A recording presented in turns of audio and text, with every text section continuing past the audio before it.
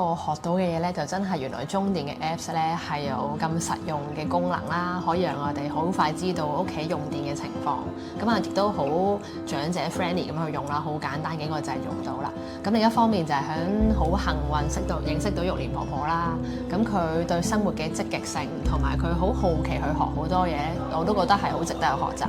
咁因為運動啦，上次就學 AI 啦、防騙啦，咁婆婆都用啲 AI 嘅功能咧，去自己修改啲圖片。好犀利！咁今次咧，我哋就係做運動啦。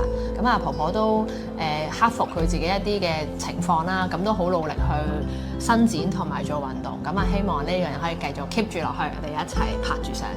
最初咧，讓我想參加呢個活動咧，係因為我都想喺長者身上唔同嘅角度咧，咁樣去同佢哋有多啲嘅交流，係啦。咁本身咧，我就可能係接觸比較體弱嘅長者啦。咁原來落到社區咧，好多有幾都仍然用佢哋有嘅能力咧，活在喺社區。咁我想知道多啲佢哋喺呢個生活上遇到嘅挑戰，然後佢哋點樣去面對咧？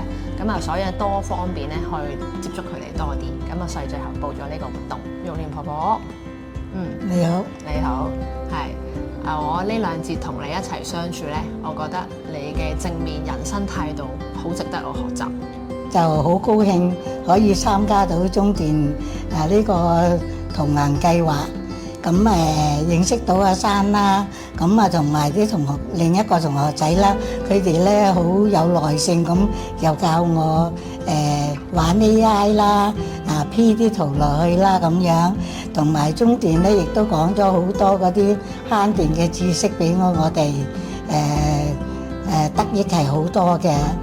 最大嘅感恩就係繼續落嚟咧，今日咧都仲玩咗好多運動，啲運動真係對我哋嘅身心咧好健康，玩得好開心，同埋啲同學仔咧都好好耐性，好好心機咁教我哋。咁我都好多謝阿珊嘅，阿珊咧佢好耐性咁樣教我啲嘢，我就有少少係退化嘅，聽唔到咧，佢又好耐性咁樣解釋翻俾我聽，翻譯翻俾我聽，好耐性啊！即係對老人家好好，多謝你，係多謝晒，多謝晒，係。